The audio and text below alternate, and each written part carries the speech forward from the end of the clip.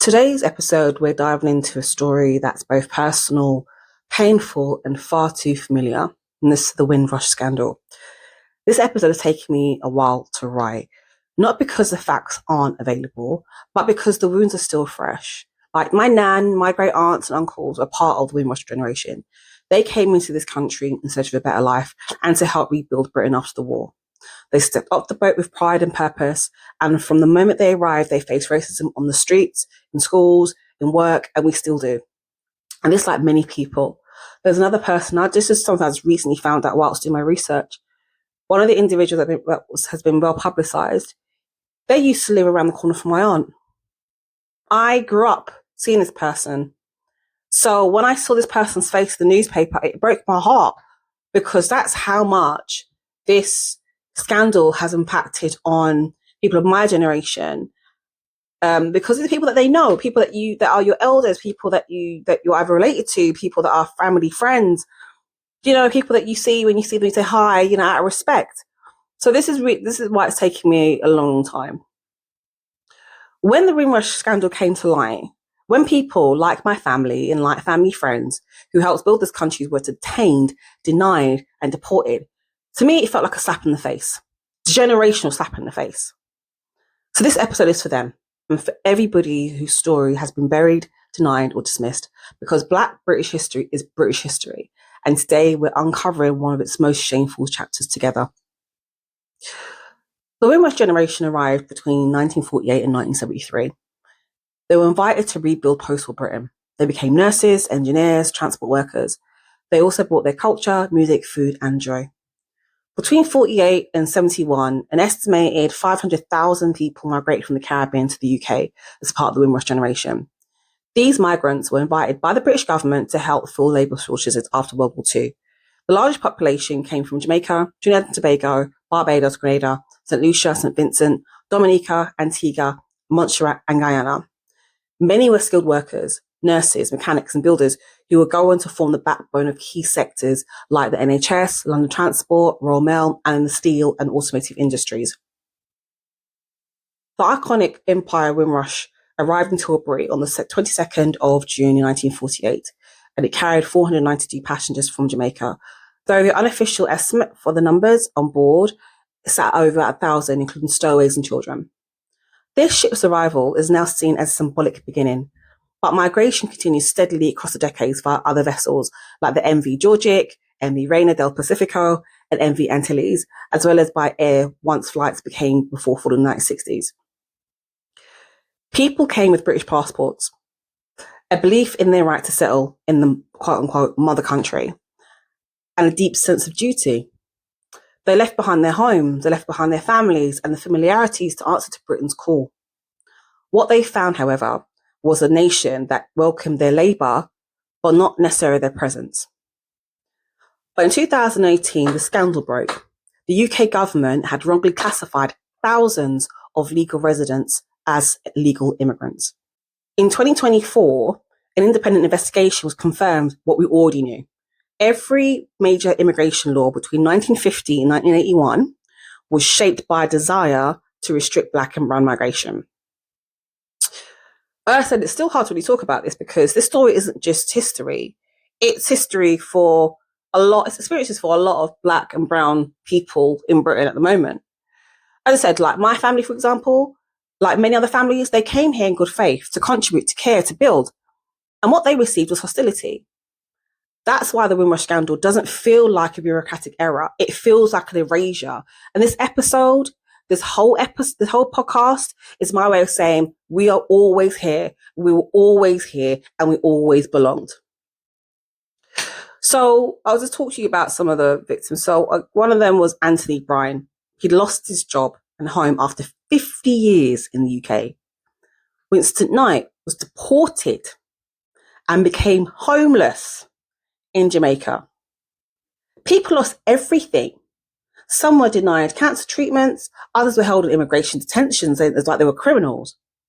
This isn't about paperwork. This was about identity being stripped away by a government that has refused to see them as British. Like, imagine being told, prove you belong, decades after you've built a life here. Many were forced to produce documents that didn't even exist. Some had to fight alone. The mental health toll was devastating. Anxiety, depression, suicidal thoughts. Because according to a study by UCL, they found distress levels in the Black Caribbean communities worse than during the COVID lockdown. How's that? What does that say? The trauma wasn't just individual, it was generational. So far, the government has paid about over 108 million, roughly. But there are still thousands that are still waiting. Many have actually died before seeing a penny. But here's the shocking part. Those with legal help got an average of about 83,000. Those without, just 11,000. Like, how can you work? How can you do that? Because again, so many people have lost their homes. Some people don't have money, but because they are not able to afford legal services, they get less. I don't understand that. I really don't understand that. It really shows like, it really shows like it's kicking the teeth. You take everything from me, and because I can't afford legal counsel, because I have been put in a situation where I have no job, I have no house, I have no assets to use for legal aid, you're giving me pittance. How can I rebuild my life for 11,000? How can I rebuild my life for them? Some people might have had debts from that, they have to pay that off. So they're literally they've gone in with minors and they come back to zero. The bureaucratic system, it's not just slow, it's unequal and it's exhausting. We say that we want justice, but how can that happen if every process re-traumatizes the people it's meant to help?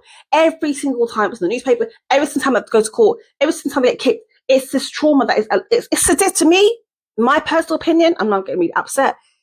It is sadistic. It is sadistic, if I tell you the truth. But this community, we didn't just survive, we've resisted. Shout out to campaigners like Paulette Wilson, Patrick Vernon, and groups like the Windrush Foundation have led the charge. The Windrush Structure Program is also helping survivors navigate a broken system. When the Brexit exhibition was vandalized, now, at first, I thought, oh, it's racist. Now we found out who it was, but it's nothing to do. I don't think it's racism. I think it's this individual.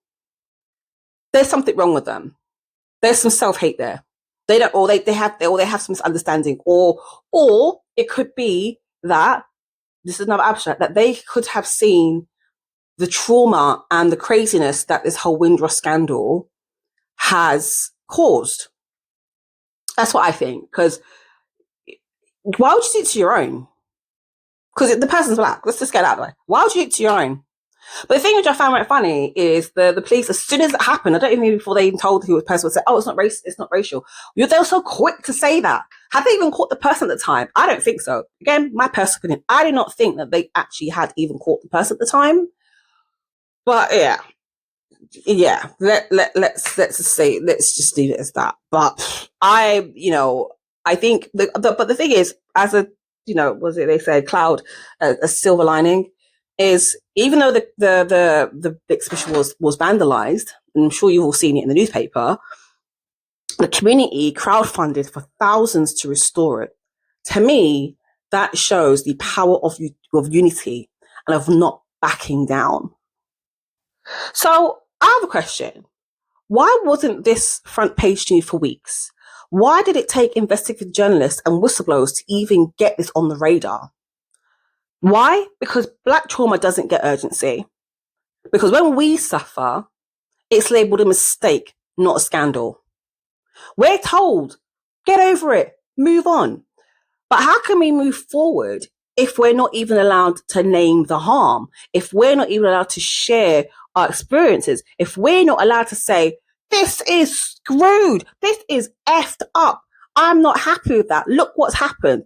They just talked about it like, oh, just wipe on carpet. I think it's more to do with Britain does not like to talk about their colonial past. They don't like to talk about their colonial past, which is quite a dark past. They don't like to talk about the slave traders who have made money from it. Because let me tell you another thing, and this irritates me. So before the Windrush scandal really kind of kicked off, and before the reports, during the whole Black Lives Matter protests, and I felt again, kick in the teeth. they decided, they said, oh yeah, by the way, we finished paying off the descendants of the slave traders. Oh, happy freaking days. I was like, hold on. So you mean to tell me that all of my working life, my mum's working life, my dad's working life, my nan's working life over here, that we were all paying through our taxes for slave traders? Let that sink in. We were paid. That's what we were. It's another form of, to me, it's another form of slavery. It's another form of slavery. But yet, when it comes to repatriation and when it comes to the Windrush scandal, oh God, like you don't want to talk about it. You don't want to, you're very slow to get to it. But yet, you will be happy to pay all these generations who already got well enough money as it is. You'd be quick enough to pay them off. Mate, they've got money. And I'm hoping that this gets to people who have benefited from the generational people that have benefited from that, and their descendants. You take that money that you've got, that's blood money. Pay it back. Put it into a charity. Donate it to the Windrush movement. Create it to a Black British organisation. Donate it to even Not Carnival. Put it into that, because to me, you don't deserve that money. You never have deserved that money. That's just me. Even though but justice isn't just about compensation. Especially when it comes to Windrush, I think there's a public apology that needs to be in Parliament. I'm talking about public apology, not just for Windrush. I think also a public apology for the slave trade. I think so. I think there's also but they also need to make sure there's some trauma-informed mental health support. We, the Black British community, suffer from a lot of mental health issues. And post-COVID, you've seen that there's a lot more mental health issues happening. And during this time where there's high unemployment, and I've spoken about this in a professional capacity, that there are more Black people unemployed or experiencing unemployment in the UK than there are white people. And I'm not trying to say, where we should be better protected, but if you think about how unemployment and money problems and stress can culminate into mental health problems, knowing that in both arenas, in mental health and unemployment, that there's a high proportion of Black people that are affected, then surely you should be doing more. You should be doing more. Like, I'm going to make it a bit more personal. So during the Black Lives Matter in George Floyd, that was probably the most traumatic thing I've seen. It really did traumatize me. I'm thinking, wow. Just wow. Like, we don't matter. They don't care about us. They don't care about us. They really don't. And it made me angry. Very angry. And if you think about, I will class myself as an educated person, and me as being angry, boy, I kind of not angry, but what if you're someone who doesn't have control of their emotions? What if you're someone who's already struggling with mental health and you see that? I can't imagine what this person would do. Now, again, I'm not being racist, facts are facts. We don't go out there and shoot up schools. We don't go out there and stab up people, like randomly. We don't do that. I'm just saying. Just putting it out there. All we want is respect, recognition of what's happened, and a way to move forward. So as again, I talked about, there needs to be some trauma-informed mental health support and more access to health support, because yes, I understand the NHS, they are struggling at the moment. But why don't you, government, rather than the money that you spent to pay these slave traders' great-great-great-great-grandchildren, that money could have gone towards mental health support, paid towards counselling. Also, rather than, giving people less money because they haven't got legal aid, give them legal aid. Give them legal aid, and also hurry up with the compensation. Hurry up. Hurry up. People have been dead and gone before you pay a penny. And I'm sure you're waiting on that. But I told you, this has been going, this is not just, yes, we discovered it now in 2018, but this started from the day that these people had set their foot in Britain. And you're taking longer. Again, as I said, sadistic.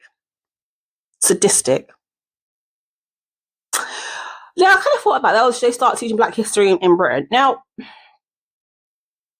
my personal opinion on teaching Black British history in classes, I don't know.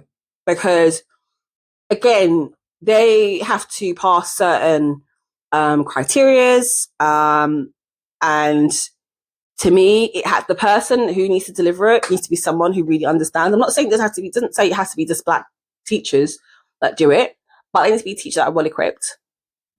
And in order to be well equipped, I think they need to use the knowledge and the skills of professionals in these fields. So people that know about Black history through and through, that will then be able to teach and to be able to input into the curriculum before it is delivered. The only thing that would probably bring up is some people might say, oh, well, if we're going to teach Black history, what about white history? And you know what? I'm open for all history to be taught. I'm talking about Asian history, Asian contributions. So talking about, what's happening in China, and Hong Kong, even India, and Pakistan. And yes, they need to obviously learn around that Britain was involved in the separation of India and the things that came with that. What I'm going to say on that. And I think the reason, but then when I think about it, when I'm saying this out loud, why do they want to teach? Why are they again dragging their feet? Is because Britain does not want to admit that as an empire, they made some destructive decisions which are still being felt today globally. And they don't want to admit to that. But come on, everybody knows. Stephen Wonder can see that. Everybody knows. It's not a hidden secret. Just admit to it and stand 10 toes in it, government. But again, the government, they're like, oh, should we? No. I think what happens is depending on who's in power, whether it's Conservative or Labour or whoever, they don't want to be the one holding the bag and to be the ones responsible for putting it out there, because they're going to think, oh my God, it's going to affect our voting for the next election. Who cares? People respect you for doing the right thing. I'm like, you know what? It wasn't you personally that did that, but whilst you're on your watch, you were responsible for cleaning it up. And I respect you for that. I will definitely respect you for that. So, to my nan, God rest their soul, to my aunts, God rest their souls, they're all dead now, and uncles, but also to the elders who have experienced that, I want to thank you for your strength and your courage and your faith in the country that didn't always return it. You are more than just the builders of Britain. You are the blueprint. And this podcast is part of your legacy. You deserved better. We all do.